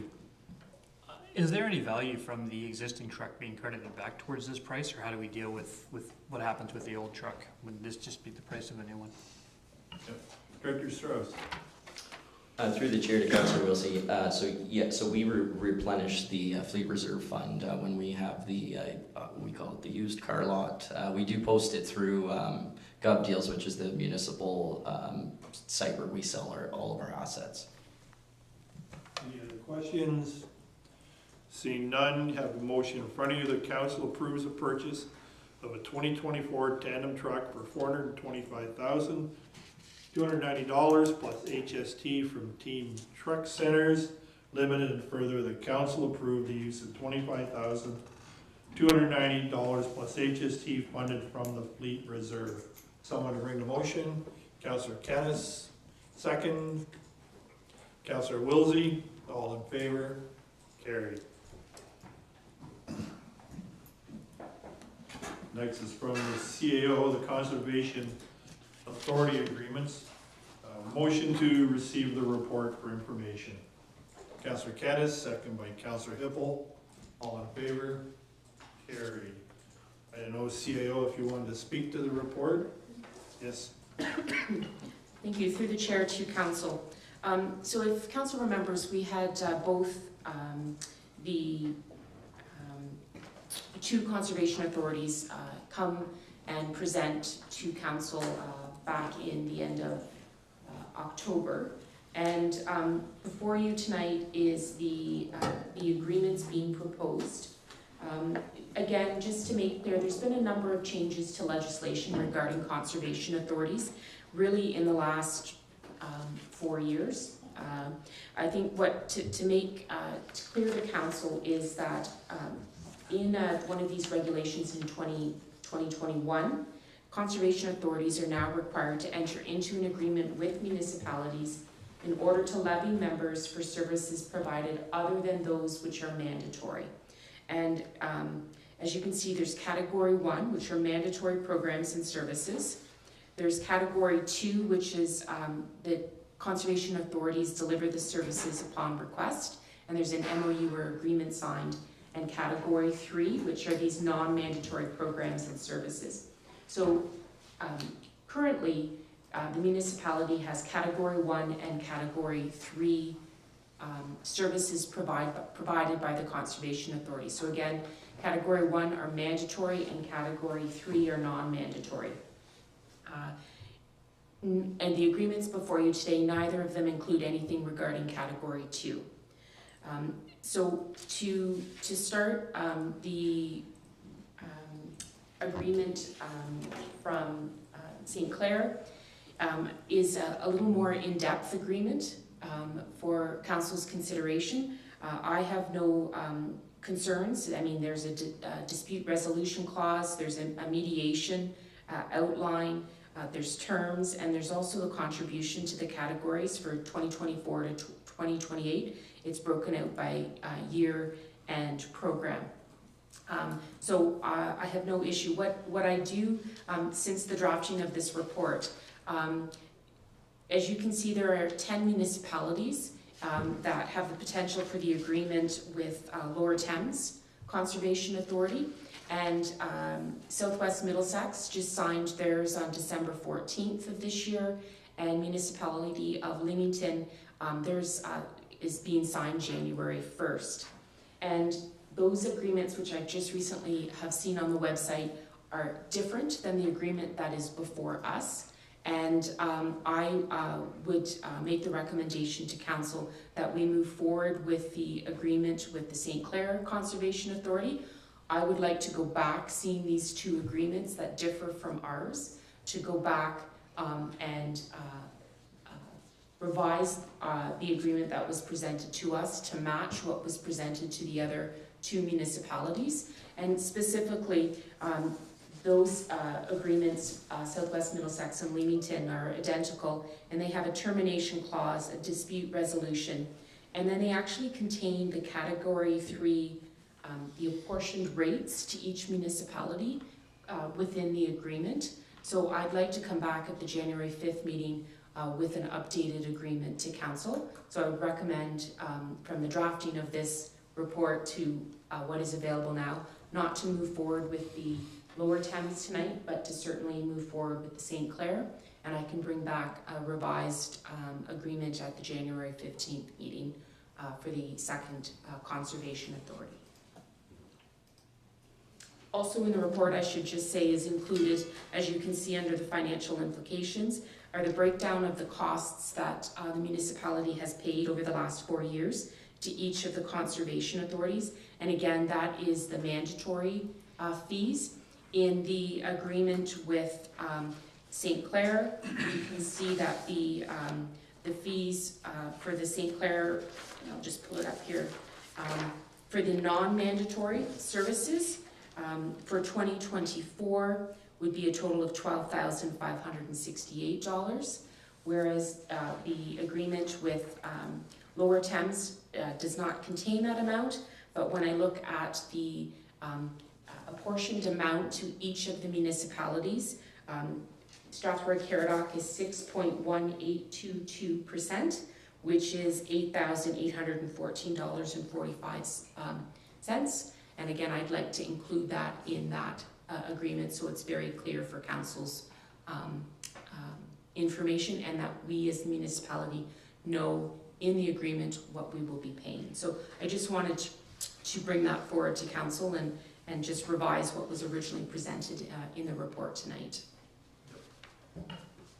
Councillor Wilsey. Just clarification on the numbers for the SCRCA report.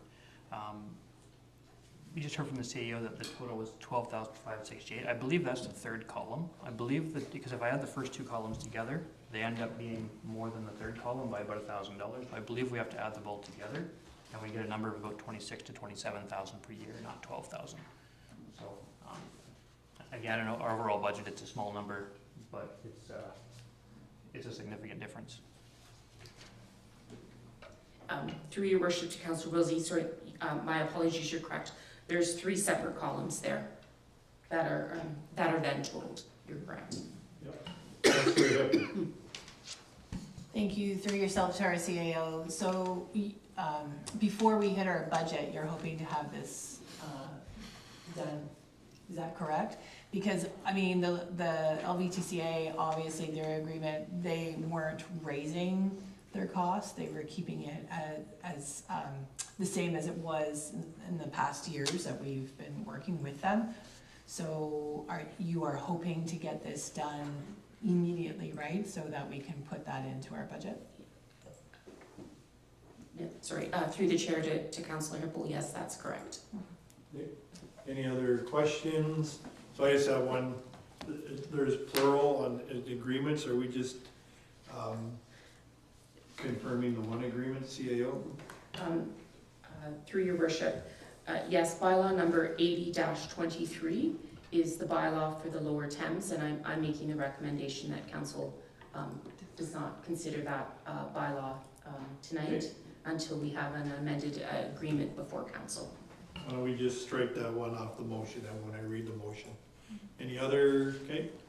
Motion is that council direct the mayor and clerk to execute the agreement and further the bylaw number 7923 be referred to the consideration of bylaws section of the agenda for approval. Someone bring the motion. Deputy Mayor McGuire, second by Councillor Kennis. All in favor? Opposed, if any? Carried. Sir. Should we make a motion to refer the Lower Thames back to staff, which is essentially what the CAO was asking us? No, I don't think we need to. I think she's got it. She'll take care of it. We took it off, right? Just took it off the motion.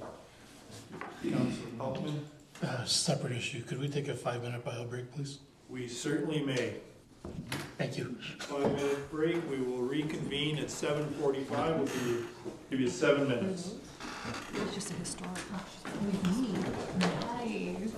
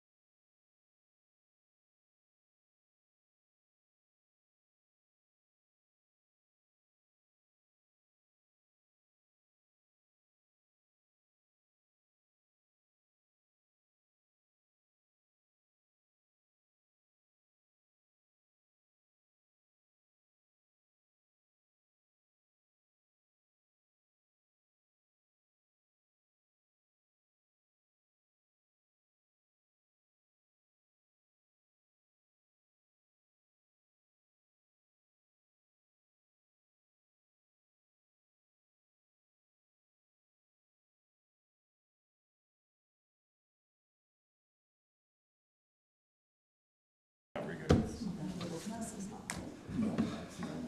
I can concentrate now. Thank you, everyone. We are all back, present and accounted for. Next, we have the reports from boards and committees. In front of us are 5 reports. Before we bring to motions, does anyone want to speak to any of the reports? Seeing none, we have a motion to receive the reports for information. Councillor Kennis, second by Councillor Hippel. All in favor? Carried. Deputy Mayor, did you have your county council report? You got me locked out again. You weren't joking. I told you. There we go. Yes, yes, you did. County council report. We met on December 12th. Some good news stories. Back in June, you'll remember up at the Gemini, there was that big trade show with all the fun equipment that we got to go take a look at. That was AORS, the Association of Ontario Road Supervisors, held that in our municipality and through the county. They raised, part of that was a fundraising initiative. They raised $38,500, and that went throughout the county. Elsie Craig, Dorchester, Glencoe, there's a bunch of them I missed. Toys for Tots in Strathroy got $9,500, so I thought that was wonderful of them, and congratulations and thank you. At that same meeting, our mayor brought forth a motion to address 2 intersections in our community, County Road 14 at County Road 9, so that would be Glendon Drive at Melbourne Road. That traffic signals be installed at that intersection. And further, that County Road 2 and County Road 9, so we're talking Longwoods Road and Melbourne Road inside of the village of Melbourne, that they engineered to be directed to make capital improvements to that intersection. So there's some work that needs to be done there. So that motion was brought before council and it passed. So that's wonderful news for anybody traveling in our area. A number of other traffic lights are going to be installed throughout major intersections in the county, Elginfield at Denfield. Anybody traveling out towards there. Chief Campbell, that's your neck of the woods. You'll know that intersection well. That's going to get traffic lights. And there's a few others, so that was wonderful. The other thing we dealt with was Middlesex Center's OPA 62. That we approved that, and that's the development, a very large development down in Middlesex Center that will see a 2-pad private arena, golf simulator, gym studios, with some physiotherapy clinics going on, a restaurant. So that's a big development going on for them, which is wonderful in that area. Thank you. Thanks, Deputy Mayor. Inquiries and comments. We'll start with Councillor Hippel this evening. Well, thank you. Well, I mean, I guess, all right, let's start with hockey. Come on, I start with nothing other than hockey all the time. Easton Cowan, congratulations. Easton Cowan, Mount Bridges, obviously our previous councillor Larry Cowan's grandson made Team Canada, and how huge is that in our municipality. But I'll throw a couple other out there just so you don't think I only talk about hockey. Really great. I was going to say young, but I guess he's 27, but that still to me is young. Football player who went to Caradoc North Public School, SDCI High School, Western, what have you. He got re-signed by the Toronto Argonauts, plays in the CFL, doing really, really well, continuing to do well. And I'm even going to go to bobsledding for you right now. Kristen Banowski. She is just bringing home the medals and doing fantabulous. Her family is a farming family in Caradoc, and she continues to just be exceptional. So I'll just throw those out there. We have an incredible community. And we are just, I mean, we're knocking it out of the park with amazing young people. And it doesn't have to be just sports, it's everywhere. So I'm always really proud to be able to watch all of this transpire. But I'm gonna talk Christmas now. We've had a lot of great community Santa for families, the kids coming to see Santa, and we've had parades, and we even had a parade in Mount Bridges where the firefighters had Santa Claus and Mrs. Claus with them, went around the community, which was very exciting for a lot of the families. But I guess what I'm going to ask you is this. It is a great time for so many, but it is not a great time for so many. We've got a lot of families, we've got seniors get looked over a lot at this time of year, and as wonderful and great it is when we're always pushing, you know, buy local, do all things local, there's a lot of people that just can't do anything. So what I'm gonna ask is this. A lot of people don't ask for help. So I guess what I'm saying is if you're out there and you're struggling, I'm gonna ask you to reach out. I'm gonna ask you to, you know, ask for a little bit of help. Lean your head on someone's shoulder and be aware that there's a lot of services, a lot of people, a lot of things in our community that are willing to help. But if you're not needing the help, I'm asking you to look for these signs and notice that there are people struggling, and I'm gonna ask you to lend a hand, be compassionate, have empathy, and, you know, just put yourself out there, because it is a really tough time of year for a lot of people. So I am wishing everyone an amazing, wonderful Christmas. I'm not putting this as a damper on anything. I'm just saying, please, please be aware of those around you, and have a safe and wonderful Christmas, and don't drink and drive. And that's it for me. Thank you. Councillor Kennis. Just hope everyone has a peaceful and Christmas and holiday season, and wishing everyone a good 2024. And I want to thank especially the municipal staff for their work and their patience and perseverance over the past year. And we will work towards a successful 2024. Thank you. Thank you. Councillor Wilsey. I just want to echo the sentiments of the previous councillors. Give my thanks to all the community groups that are putting on the events with the Santas and everything. I know my daughter's been a tradition since my oldest daughter was a kid, of coming to Mount Bridges at the fire hall, and what the firefighters do to put that together for everyone. That's great.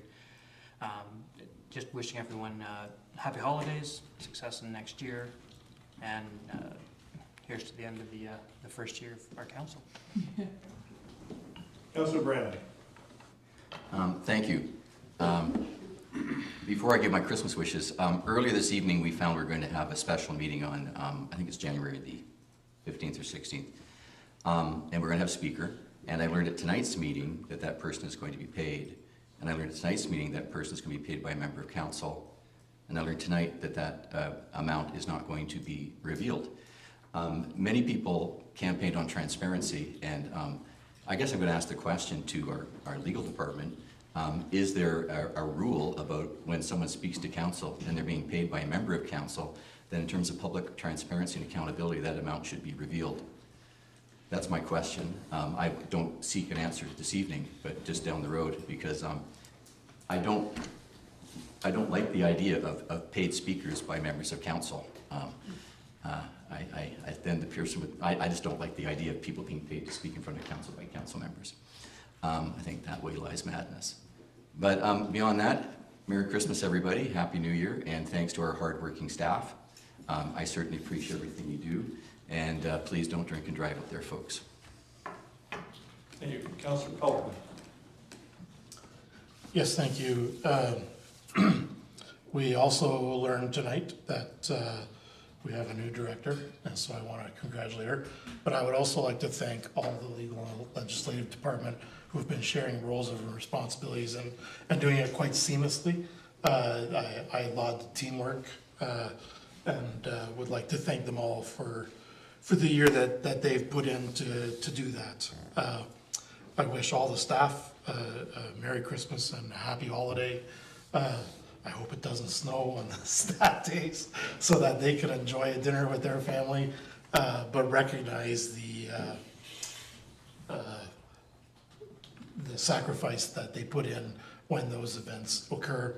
And to the directors that we work with closely, thank you all very much for all the assistance you've given me and the questions that I've asked, the answers that I've gotten. I do want to echo the please don't drink and drive, as I have the stats right here in front of me from the Police Services Board, that we're still averaging 3 impaired charges a month, which is 3 too many, having had a person in my family killed by a drunk driver. Really wish people would stop doing that at this day and age. I would have hoped that the numbers would have dropped, but they don't seem to be doing so. But beyond that, I hope everybody has a very happy Christmas and happy holidays. Councillor Derbyshire. Thank you. I was just gonna say Merry Christmas, but I will answer Councillor Brennan's question. Being that he's so concerned with my wallet, I'll make sure that I save some money for Christmas presents. I will have her do it pro bono, so there won't be any money exchanged. So she will come in for free. Now, if that satisfies you, hopefully. If not, we can discuss it later. I do want to thank staff. I want to thank council members. I do want to thank our new CAO and congratulations to our new clerk.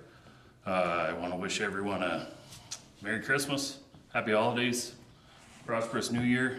You know, I do thank staff for their patience over the past year. I realize that, you know, the first one maybe wasn't the easiest one, but it'll get better. And again, thanks. Councillor Pammer. I too would like to say Merry Christmas and Happy New Year to all the staff, and thank you for all your support. And it has been quite a learning curve, and I am echo Councillor Derbyshire. It's going to get better, I promise. We're going to get better at this. At least I will do my part. Just echoing a little bit about Councillor Hippels. I think we all know that this time of year can be particularly difficult for some people. So I just want to remind everybody again, I think at the last meeting, but there are resources in our community available for people struggling, either through Canadian Mental Health Association or through some of the other services here. The Middlesex County website does have a list of all the services, the emergency hotlines, food bank calendars, places you can go for help at any time. So if you or someone you know is struggling, please reach out to those services. They're here to help, and I wish everybody a Merry Christmas. Deputy Mayor. Thank you, Your Worship. I'll just say, as we come to the close of our first year in office, for many of us, not all of us, I think we're starting to come together as a group, and I'm encouraged by that. Discussions this evening show that, where we were voting unanimously to relook at some very, very difficult topics that had been previously addressed. So congratulations for council for doing that.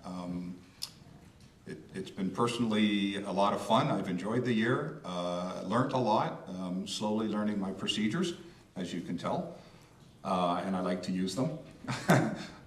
As you see the mayor laugh at me. But most of all, I just want to say happy holidays to everybody, staff. You've done wonderful for us and presented some really excellent reports of late. So thank you very much. Thank you, Deputy Mayor. My comments, I'm going to echo everyone's best wishes and comments on Christmas, but in a different vein. I'm always struck by how diverse this community is and how welcoming this community is. So Councillor Brennan and I had the opportunity Saturday night to visit a new group of people in our community. I'm going to say they're from southern part of India, and I'm going to apologize to them if they're listening. I will butcher the name of community, but it's Melwally, I believe, that's close enough, but, a group of 50 families here in Strathroy, as my comments to them, it just continues the tradition of inclusion and diversity this community has and welcoming diverse groups, you know, whether it's been Dutch, Portuguese, Ukrainian, or this group. I think that it was great Christmas celebrations. So again, it just shows that, you know, we are could be seen as a small rural community, but we're extremely diverse and we're very opening to people. And I think that is a great testament of the community that we've become and we aspire to be. But again, I echo all the sentiments and just everyone else. It's been a great learning year. I know I continue to learn, and the deputy mayor will never stop educating me on the rules and procedures, and I know he will enjoy doing that. So with that, thank you, everyone. I believe now we should move in camera. So we have a motion that council move into closed session at 8 p.m. for the purpose of discussing the following. See you tomorrow.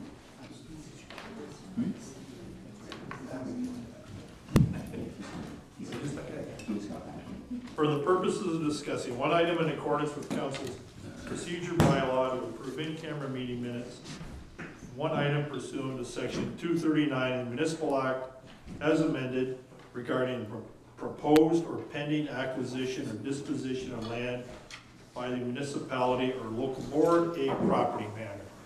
I want to bring the motion. Councillor Hippel, seconded by Councillor Pelkman. All in favor? Carried.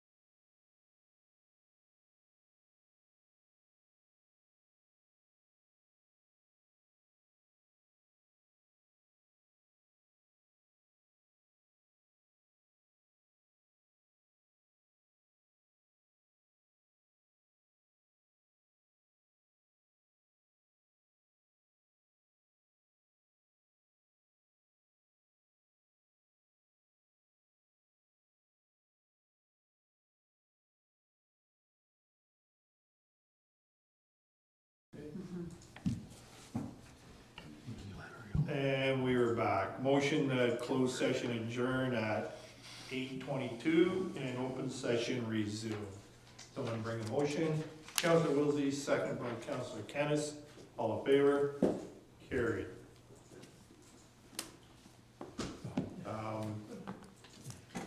Council met in closed session to discuss a property matter. Recommendation, the direction in closed session be approved. Councillor Derbyshire, second by Deputy Mayor McGuire. All in favor? Carried.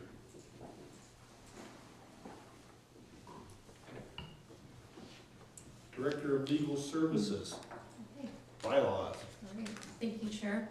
Bylaw number 7923 is the bylaw to authorize the execution of a cost apportioning agreement between the municipality and St. Clair Region Conservation Authority. The recommendation is that bylaw.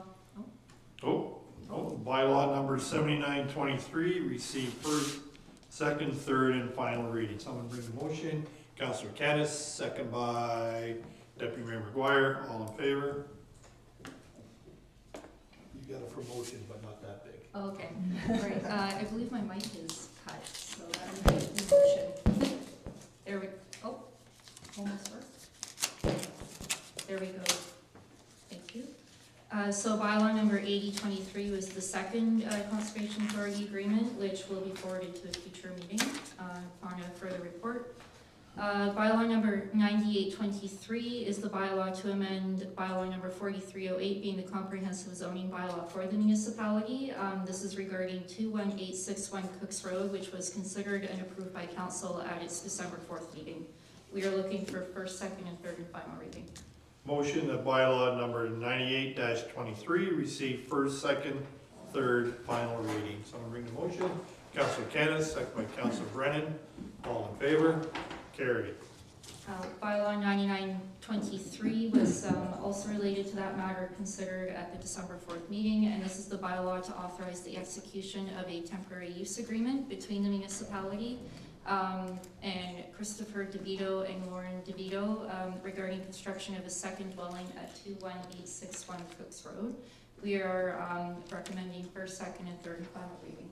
Someone to bring the motion. Councillor Hippel, second by Councillor Wilsey. All in favor? Carried.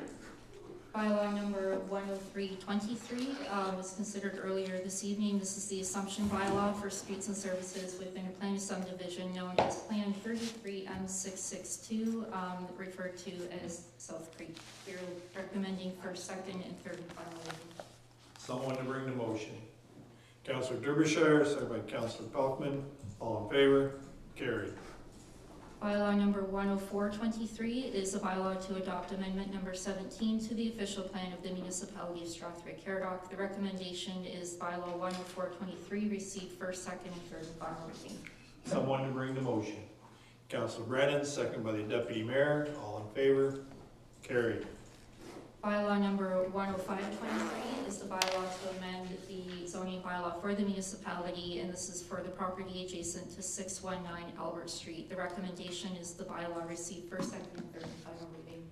Someone to bring the motion. Councillor Pelkman, second by Deputy Mayor. All in favor? Carried. Bylaw number 10623, also to amend the zoning bylaw for the municipality, and this is regarding the property municipally known as 6919 Calvert Drive. The recommendation is the bylaw receive first, second, and third and final reading. Someone to bring the motion. Councillor Brandon, second by Councillor Canis. All in favor? Carried. Bylaw number 10823 is a bylaw to authorize the conveyance of property known as Part Lot 25, Concession 2, south of Egremont Road, Part 2 on Plan 33R21456, and this is in reference to the conveyance of property to Burnbrae Farms Limited. The recommendation is this bylaw receive first, second, and third and final reading. Someone bring motion. Councillor Pelkman, second by Councillor Hippel. All in favor? Carried. And bylaw number 10723 is the bylaw to confirm this evening's proceedings of council for the corporation of the Municipality of Strathroy-Caradoc. The recommendation is this bylaw receive first, second, and third and final reading. Someone bring the motion. Councillor Derbyshire, second by Councillor Palmer. All in favor? Carried. Motion that we adjourn at 8:28 PM. So I'm bringing the motion. Councilor Canis, second by Councilor Pelkman. All in favor? Carried.